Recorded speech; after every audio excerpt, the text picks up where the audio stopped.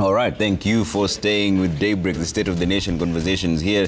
Honorable Hilary Sigei, Bomet Senator, is with us. Honorable Jared Okello Nyando, Member of Parliament, is with us. And Dr. Kuro Kot, Party Leader, Third Way Alliance, and Dr. Duncan Ojuang, former Dean at the Nazarene University School of Law. We're speaking about matters, politics, and everything in between there. Thank you for making time. And now I'll come to you, Honorable Okello. You know, all factors held constant. First of all, nobody has actually told Kenyans who is abducting Kenyans. The IG himself now says he's going to appear in court, but the entire entourage is back on the campaign trail. In this, where should the priorities be at this particular point?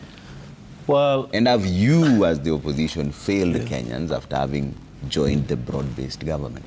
Because now nobody's holding anyone accountable. Well, those are two very diverse questions. But let me say this: I would rather the government becomes the one that is abducting. I would rather, and not criminal gangs. I remember one of the former US presidents, D. Roosevelt, must be the one, who wrote in his office, "The buck stops here." If it is the government doing all the abductions using their security agencies, I would rather be that the case, and not a gang that will be unaccountable to no one.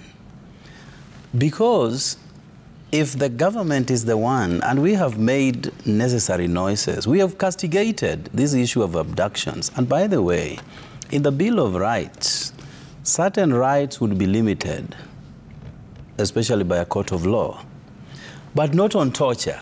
And the torture to an abductee does not just stop there. Assuming what goes in the heads of their family members and their friends, when I'm told that Trevor has just been abducted here from the royal media offices, we wouldn't sleep, we wouldn't eat, you know. So the torture is extended from the abductee to, you know, the diverse community. So under Bill of Rights, that is utterly unacceptable. If the criminal gangs are given a leeway to be the ones doing the abductions, then we don't have a country. Because you cannot have a country where criminal gangs are in control. That portends chaos. That is anarchy. And where there is anarchy, the government will never function and cannot function. So let me assume that it is the government doing all this abduction bidding. Because in my heart, I would be at least convinced that the buck will stop at somebody, and the government will come out to answer all these pertinent questions. Whereas this is a criminal thing that whoever is abducting is carrying out, I'm privy to a lot of information also from the security sector, especially from the security committee point of view. A few years back, you know, our country went through a lot of bombings in this country, and many people were killed as a result.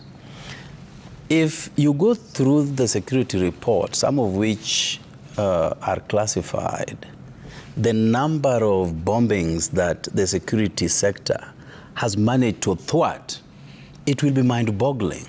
So whereas we castigate the government on this, on the other hand, we also have to praise them. And you know, all this could not have happened without somebody like Nurdin Haji putting his ears on the ground to, you know, see what goes on in our country. So it is wrong to do abduction, and I think as ODM party we've come out boldly. And none other than the party leader has castigated the president in front of the public in Homa Bay and told him this must stop. So ODM as a party has played its cardinal responsibility, which is oversight, and we have done it quite boldly. There is this issue. You asked, is the government functioning? Well, it depends on the direction where you sit. The president is right now in the western part of Kenya, you know, commissioning projects and doing all manner of things over there. But it pains my heart that for the first time, the sugarcane farmers are getting bonuses. And it is only 150 million expended to Mumia's sugar farmers. 150 million. And you can see the noises, including from the immediate neighbor on my right. And it is only 150 million. When the same bonuses are being extended to coffee farmers and macadamia farmers in central Kenya, no one speaks. So what is wrong when sugarcane farmers are getting what they have already gotten over the years? You have heard even, Honorable Kalonzo Musyoka yesterday, the Wiper Party leader, also fighting the same issue, asking the president, where did you get 150 million to pay sugarcane farmers? It is not where the money comes from, because I think Kalonzo has been in government long enough to know that even government departments such as Ministry of Agriculture have savings. You put a budget, the budget is given to you, you realize that there are savings coming out of it. And that saving you can put it into a project unilaterally done actually by the principal secretary, who is the accounting officer. So it is not about money going into sugarcane farmers. It is a consistent war, an economic sabotage that has always been perpetrated by people who are anti any development going to Western Kenya. And we will call them out. Now, President Uhuru, the other day, came out and told Gen Zs, keep on. We are behind you. That's not a very good statement. When the Gen Zs came out to protest in the month of May, June, and part of July, we were asking ourselves, who is behind these people? Then one comes out to say, we are behind you. The person we've been looking for came out and said, I am the one that is behind all these kids. Now, we are not going to allow our children to be subjected to issues that create bodily harm and death to them. We saw what happened. Now, on the same NIS issue, before the Gen Zs came into Parliament, and I was there in Parliament, we already knew because we had gotten a tip from the security agencies. So you knew they were coming? Oh, we knew, and they didn't find us anyway. Did you take off? Assuming they found members of Parliament in the chambers, and indeed they came into the chambers, you can only imagine the number of deaths. And they had crude weapons with them. So give Caesar what belongs to Caesar. They gave us the tip. We left. Some of our members went to eat, and that is where some were found, but then they dashed to the tunnel. But give the government what is due to it. They did such a marvelous job. And I'm trying to wrap my head around the by-elections that could have ensued, even without IEBC. So, many people would take offense with that statement when you say that the government did a marvelous job. Oh, they did. Quite a number of young people were shot in broad daylight. Well, I don't want to split hairs. They came into Parliament where I was. Okay, so I can only talk about the invasion of Parliament. And I'm saying the security agencies gave us tips and we dashed out. If they found us in that chamber, 349 members would be dead. And that is not a by-election. I don't know how to call it. So they did a good job on that. On the deaths and abductions, I have castigated this government, and I will always continue to do so.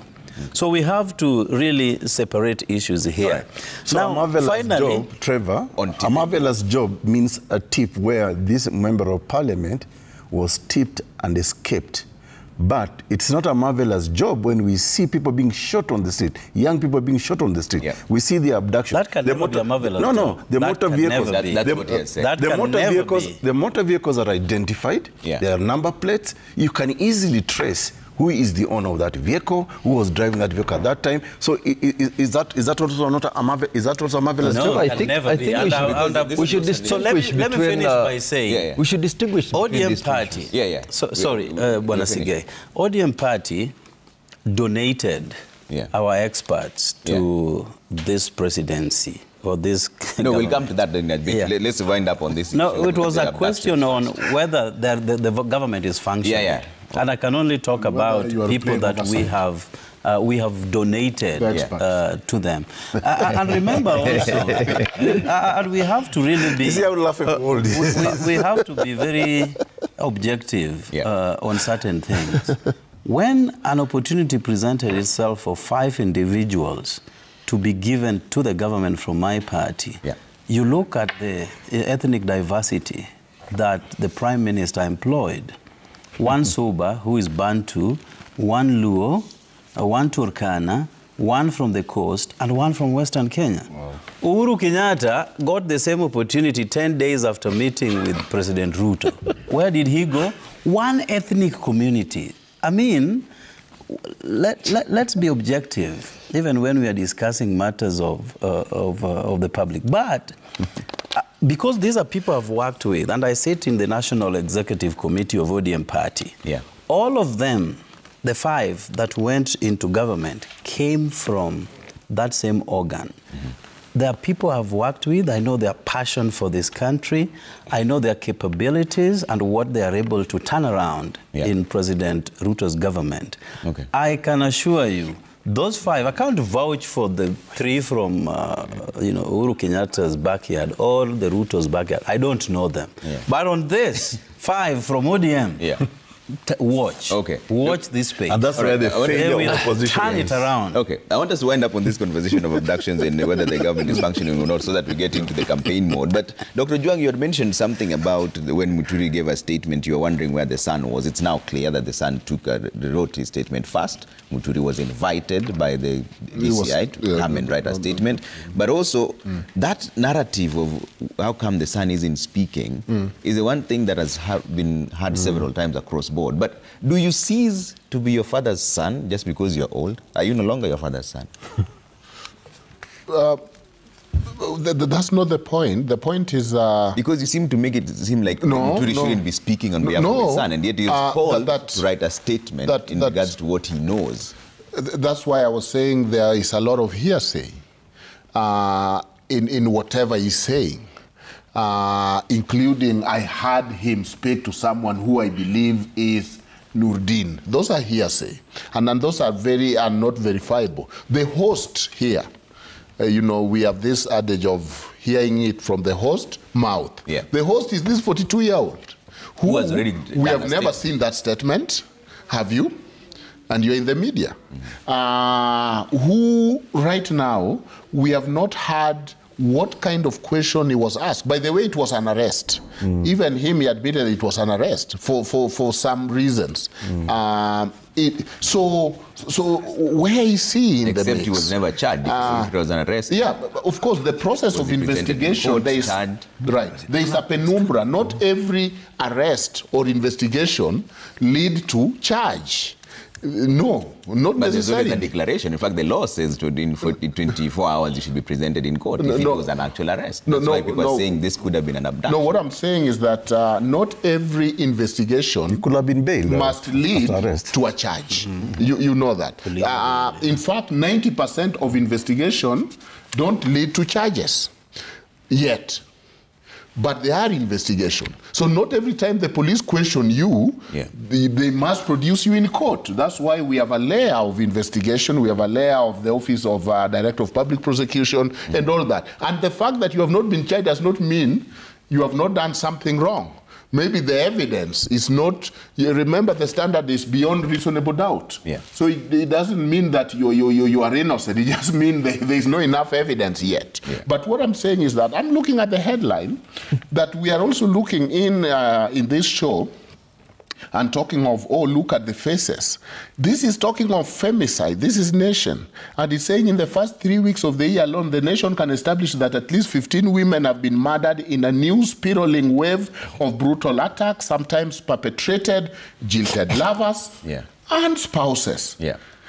Teenage girls have not been spared either, with a Kenyan banker working in London is also a victim. Go to page 5. If you go to page 5, you find Marianne Kilonso, who was murdered in London.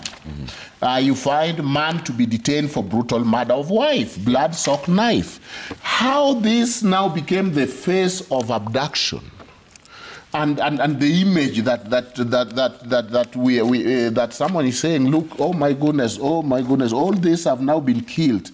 Where is the government? On this one, I think we might be reading too much, because this is a case of femicide. Yeah, this is a different conversation. Oh, this is a different conversation. It's a completely different so let's not project it then.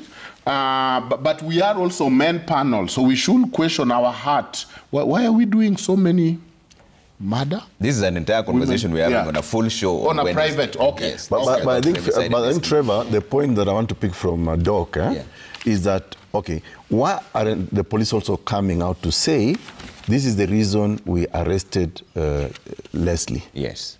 So that then Kenyans can... That would help. That would help. Because that will help this conversation. There's no counter statement from the government saying that what Muturi said is not true. Exactly. That will help. But you also, see... in Leslie, Leslie is just one man. There's several others. Yes. The IG himself says he's going to appear in court on Tuesday. So how come there's been no answers about... So we are talking about the son of Justin Muturi. Okay. As a parent, I'll be pained if my child is abducted. Yeah. It doesn't matter how old that child is.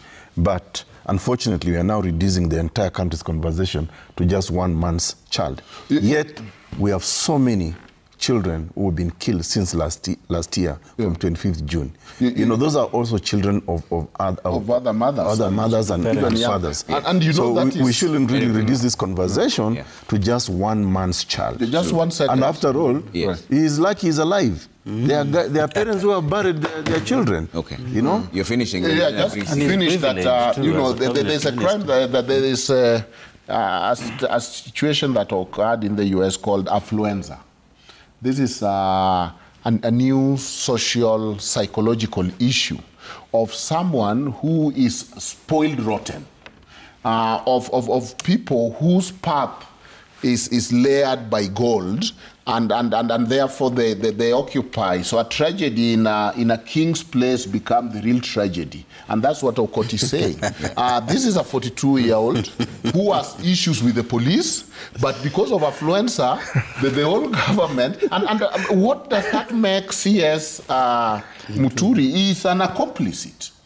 If he's allegedly working for a government that abduct, I mean, let us now get into the nini. What is his statement making? He's a CS in the so-called government that he's saying is abducting. Then he's an accomplice legally. Okay. And why is he still in government? Okay. Honestly, why? In fact, this is a question I would like to ask you, Justin Muturi.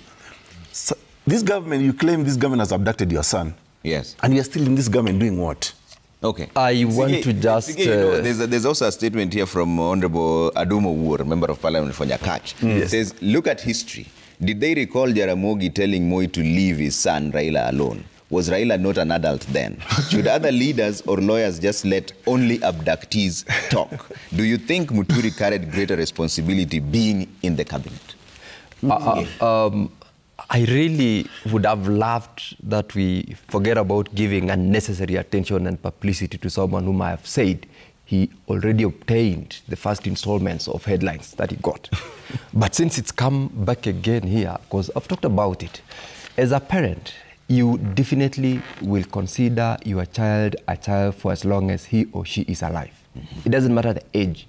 But the manner in which the Honorable J.B. Muturi handled this case and how we have given it unnecessary prominence is becoming just an abuse of the opportunity that we should be using to deal with other pressing issues.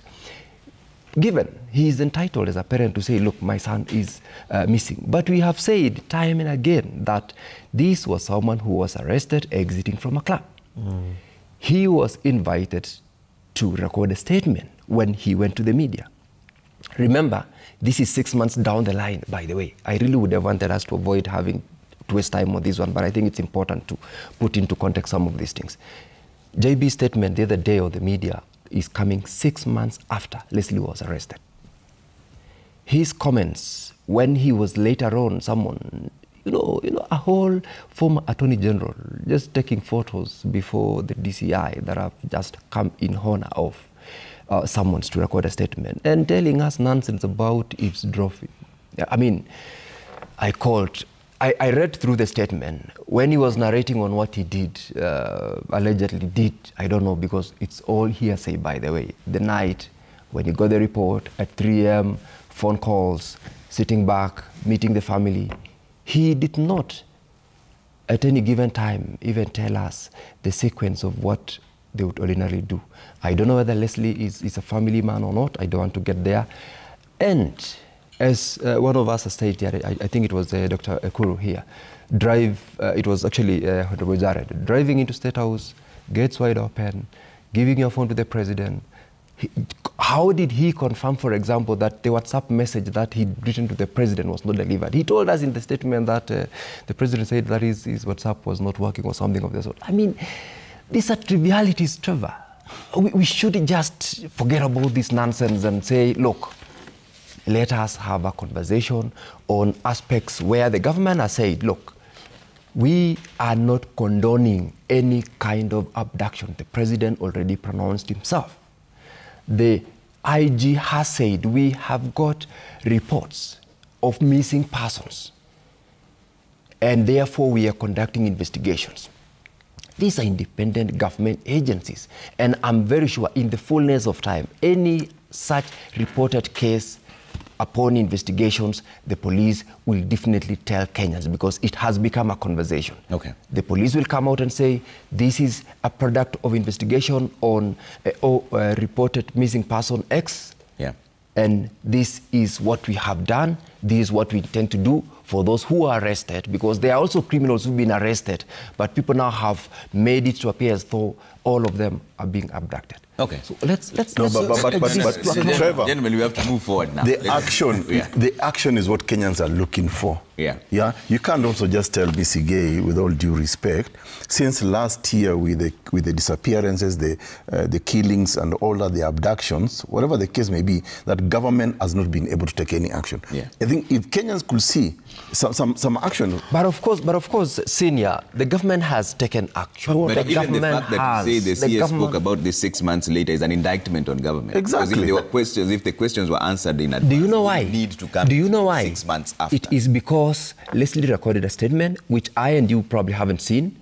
And remember, investigations, it is not only one case, it's not only the case of Leslie. Remember, Dr. Okot here spoke about other people who do not come into the limelight. Okay. There are thousands and thousands of investigations going on. Right. The reason why this one became a conversation is exactly what we are doing. We are giving it unnecessary prominence when it is a subject involving one person. We have got the police, we have got the DCI, we have got the courts doing thousands and thousands of other cases. All right, gentlemen, let's move over and now talk about the campaign mode now, and I'll come to you, Honorable Jared Okelo. We see the president on